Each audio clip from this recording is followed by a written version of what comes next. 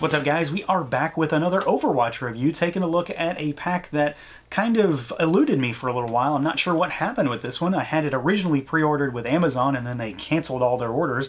And then I found it in a GameStop, and then it went back up for pre-order on Amazon. So, I don't know. But today we're taking a look at the Overwatch Ultimates Genji and Hanzo 2-pack. So we've already taken a look at a Genji. We had the Chrome version, but this is the more standard version. And then, of course, now we have our first Hanzo figure in the line. These guys do come in the standard style loot box type of packaging that we have for the whole line. So that white packaging with the window in the front, and then you've got some artwork of each figure, and then you've got on the back a little bit of a bio for these guys, their stats, as well as more of the artwork, and then cross-sell for some of the more recent figures in Wave 2. So yeah, let's do it. Let's pull these guys out, take a look. And here they are out of the package, our Shimada brothers. We've got Hanzo on the left, and of course we've got Genji over here on the right. So Hanzo, as far as this pack goes, is new, and then Genji, well, this is the default skin, but we already have the Chrome skin out, and then there's already another one in the 4-pack, so that makes 3 Genjis coming out really, really close to each other. But yeah, I still like this figure. He definitely is, again, just the same figure with a different coat of paint, but, you know, if you don't already have him, that's all right. So we're going to take care of Genji first, kind of get him out of the way, because we've already done a full review on the Chrome skin, and there's not a whole lot really different to talk about. So we're going to move Hanzo aside, take a look at Genji, and then we will jump into our interesting and slightly troublesome bow and arrow figure. Now, our Genji figure here is, you know, he's the same figure that we got the first time around, so there's nothing really new to talk about. I'm going to do a comparison just to show you paint differences, but it's the same figure. So the head can't really look up all that much. He can go up a little bit, but mostly just down a little, and then you've got rotation. The arms go out at the shoulder, they rotate. You've got a butterfly joint, pretty good on the backswing, but he hits the armor plating on the chest on the forward swing. You've got butterfly joints, you've got double jointed elbows, of course, and then you've got rotation and hinge at the wrist. This is a lateral hinge, and this is a vertical hinge because they gave him one for the sword wielding hand.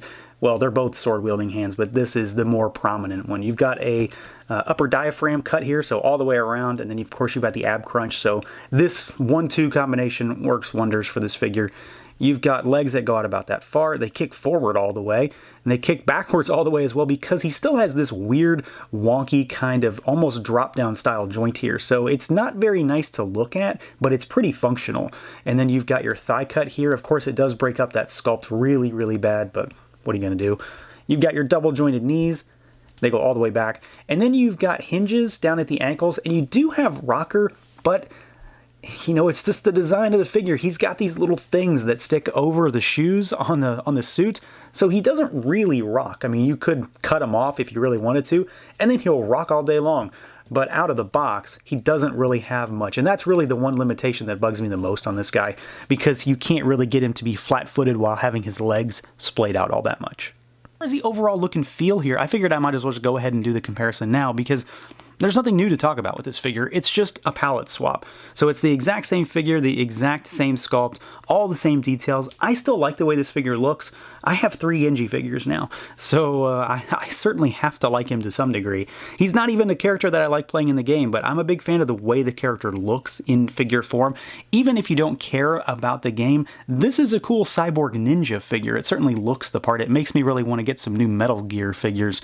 And yeah, it's just got all the same sculpt, all the same detail. I love like the muscle striation looks that's going on down here in the thighs. It really comes out a lot better in this figure than this one. It certainly looks more cybernetic ninja type of thing. What's really, really weird, interesting, I mean, it's cool for this figure, but it's weird in comparison between the two. This guy is the Chrome skin, so he's supposed to be mostly silver, a lot more shiny metal. He has no real shiny parts on him. This figure has metallic paint though, which I find very odd in terms of just who made that decision. So this guy didn't get any, but this one gets a little bit. It's on the helmet, as you can see, and then it's on the chest plates here. So I don't know. It's odd. I like it that this figure has it, but I would have loved if they could have, you know, spread that around a little bit. Otherwise, though, again, they're the same figure, slight differences from a color palette perspective, and yeah, they just look like cool cyborg ninjas, even if you don't care about the game. I just happen to care about the game. Now, as far as accessories goes, this guy is exactly the same as the other figure. Same stuff, so you've got a couple extra hands to start with. You've got the swappable left hand with the 2-finger pose, and then you've got the swappable right hand with the shurikens. So this, of course, is all translucent plastic, and then it's painted up. I really like this one. I wish this guy had an ultimate energy effect when he's actually doing his ultimate attack. I feel like that would work really easily. Just throw an energy effect over top of the sword. I'm not sure why they don't do that, but I really think it's a missing accessory here. And then, of course, this guy has 2 swords, and he can store them on the figure at all times, which I love. So you've got the standard short sword here, which is just silver with a little black for the handle. And then you've got his more imposing ultimate style sword, and what is troubling right now is that having taken this thing in and out of the scabbard, it's starting to rub, and it's a black sword apparently, and it's painted up, so you've got some black showing through on this particular example, which is a bit of a bummer. Otherwise, it's pretty cool. I mean, I like the paint scheme. It's different paint scheme from the chrome skin Genji. The swords are like almost sort of inverted in some ways, so you've got that. But yeah, I guess I'll put it back and see what damage happens next time. So he's got a cool spread of accessories. I just wish he had an ultimate effect, a dragon blast to wrap around that bigger sword. And then, of course, well, now I've got some sort of paint flub going on. But this guy here is, in some ways, well, many ways, I imagine, the star of the show, just because he hasn't been released outside of this 2-pack yet. And this figure is interesting. I will say right off the bat that I do not have much love in figure form for figures that use bow and arrow accessories, because they just rarely work correctly. And this is another example of that happening here, not to mention another example of Overwatch figures that really have a hard time holding their own accessories. I think that for the most part, Hanzo looks really good, but I'll be damned if I cannot pose this guy at all. I just really have a terrible time trying to get him to use his bow. But we'll talk about that when we get there, even though I've already talked about it. So we've got a very unique figure here. He is 100% unique from every other figure in the wave or in the line, just like every other figure. So there's no shared parts on this guy. So you've got a head that can look up a little bit, and he goes down really well. You've got rotation at the neck there. Arms go out, then they rotate. You've got butterfly joints here, which are definitely needed. They still don't do exactly what you need, but they are definitely needed on this figure. Bicep swivel. You've got double jointed elbows on his left arm, and then you've got hinge and rotation at the wrist. He has the same kind of articulation on the right arm at the shoulder.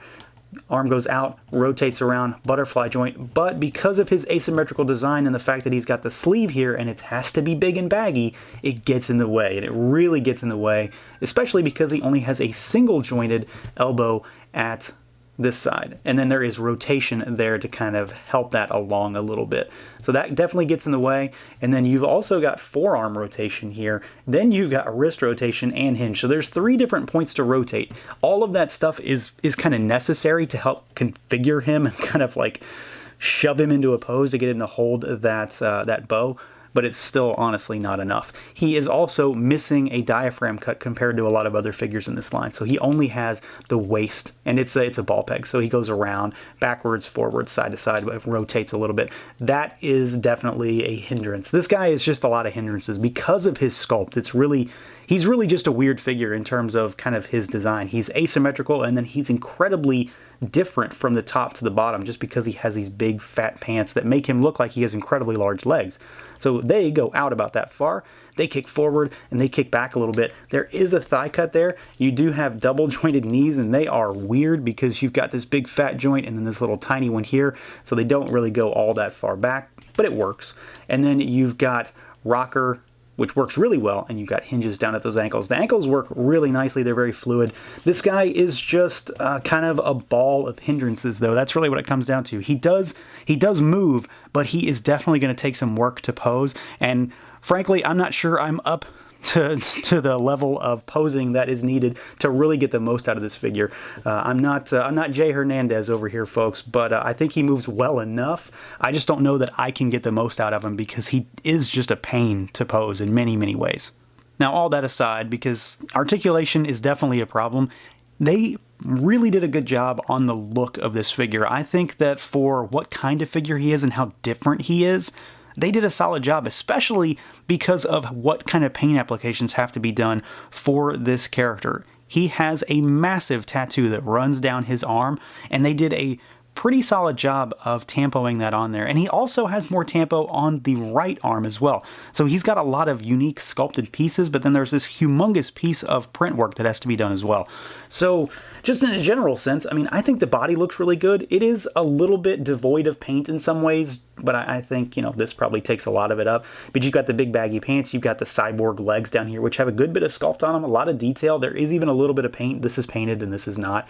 You've got his little water jug over here with his belt and the big sash that hangs down. This is a little hindering. It kind of gets in the way because it's a big hunk of plastic, but it works all right. You've got the cyborg kind of gauntlet grip over here, and then you've got some tampo down here on the side, some more, you know, Japanese traditional style artwork, and then you've got the huge dragon tattoo that runs down his arm. It is kind of convoluted in some ways because it's hard to make out what's actually happening in many respects, but it's the dragon tail that runs all the way down, and then there is the head over here at the forearm coming at the out to the wrist, and it's really clean. Surprisingly, it looks really good. I honestly don't have any issues with this. I'm quite surprised at how well this is translated, just because of the fact there's so much going on with it. So, you know, it kind of looks fantastic in comparison to some of the other stuff going on with this figure. That said, though, there is some color differences here because you've got a painted torso that looks slightly different from the arm. So this is molded plastic with the print job over top of it. This is painted with the print job over top of it, so it's a little bit different. It's not a huge thing, and it's pretty minimal, but it's worth noting. And then you've got his you know, his quiver back here, which has some arrows permanently stuck in there. It's got an open hole here, which I assume is for the one loose arrow that he has, but it's kind of weird because it doesn't actually go all the way in. So I don't know. I'm not really sure about that. I think that's what it's for, but it works well enough. And of course, you've got some metallic, this kind of metallic-y plastic for this thing, and then for the arrows as well, just to give it a little bit of a shine. And then, of course, you know, you've got the head sculpt up top, which I was kind of worried that this guy had a bit of a pinhead thing going on, but the more I look at it, the more I think that, yeah, he looks pretty good. Because that small head thing has kind of popped up from figure to figure. It kind of comes and goes. Genji seems to be just fine, and I think Hanzo looks pretty good as well. I really like the face on this guy. I think the sculpt is really well done. I mean, it just sort of looks like him, and that's what I want out of this figure. Articulation aside, I want him to look correct. If one thing has to be right, it needs to be that for me. And I think they did a pretty good job here. The beard looks good. The mustache looks good. Eyes are really crisp and clean. You know, nice little photo printing on there. And then you've got the top knot up top at there with the little sash that comes out of the back. And it's all painted really nicely. Again, I don't have any issues there. Sculpt is good. Paint's good. Sizing looks nice. So, yeah, he's a pretty good figure aesthetically. Now, as far as accessories goes, this guy is a mixed bag for sure, because he comes with all the stuff that you want him to come with. He's got a loose arrow, he's got the bow, he's got the energy effect for his ultimate attack, he's got a few extra hands as well. But he is, again, like I've mentioned, he is really, really hard to get posed with this bow and arrow. You can do it. It's going to take some time, maybe, because it definitely takes some time for me. I feel like he gets in his own way when you try to pose him correctly, just because he's got that humongous right arm, and then you've got to deal with the bow having this little slot right here where the arrow is actually supposed to sit in. And it's just a game of angles, really, and I suck at that game because I really have a hard time posing him. Your mileage may vary on that, obviously. Hopefully you have better luck than I do, but I feel like this guy is just really, really hard to pose with his accessories. And I know that's not an unknown thing for this line. There are plenty of figures so far that kind of have difficulty holding their own accessories, but he can hold his stuff fine. It's the joining of the accessories that really is the problem for me. I just can't really seem to find enough sweet spots to make it work. So there's my little spiel on me not really liking some of this, but he does look really cool when you've kind of got him all kitted out. So this is probably how I'm going to have him pose. I'm going to have him kind of pulling the arrow back with or without the ultimate effect, but then you've got the big kind of techno bow, and the energy effect is just really cool. I mean, it's two dragon heads that are twirling around. This guy, it just kind of sleeves up his arm, so there's a little ring here, and you just slide it up his arm, and it'll stay in place. Like, this is the kind of thing I wish we could see with Genji, something that wraps around his sword like that. And then again, you've got the singular arrow. They're all done up in metallic plastic, little gold here. And then, of course, the dragons are done in a nice translucent blue. And I think it looks fantastic. I'm really happy with the way it turned out. From an aesthetic perspective, again, he works really, really well from an aesthetic perspective. And then you've got a couple extra hands, like I mentioned. So you've got a fist left hand, and then you've got a slightly different gripping style for his right hand. I'm not really sure what they intend for this one to be used with, but you've got it. And then you've got this. I'm never going to change these hands out probably, but again, I always love to get the extra options. So overall, this set is kind of a mixed bag. I think it really comes down to what your interest level is with this particular line, because we already know that we're going to get a bunch of repaints out of this line. Unique sculpts tend to do that, not to mention the fact that that's kind of the name of the game, no pun intended, when it comes to Overwatch. So I'm okay getting another Genji in this line, and it works really well in this 2-pack. They are, of course, brothers, so they go together. Genji is a solid figure, and he's very, very similar to the one we already got, but if you're okay with getting repaints, then you've got another fun cyborg ninja. Hanzo, on the other hand, he's a bit of a burden in some ways because he is kind of hard to pose. He has different articulation because of his sculpt, and he is just hard to pose with the bow and the arrow. I've had a lot of trouble with it. Again, your mileage may vary, but I have definitely had some issues just getting him to not want to drop all of his stuff, and that really bugs me. He does look really cool, though, and I think they did a fantastic job on the head. I think they did a great job on the tattoo on the arm, and he does look really cool, even if you just kind of have him standing menacingly holding his bow. But again, he definitely has some problems when it comes to articulation. So that's going to do it for this look at the Hasbro Overwatch Ultimates Hanzo and Genji 2-pack. Let me know what you guys think. Feel free to like, comment, subscribe, and share, and until next time.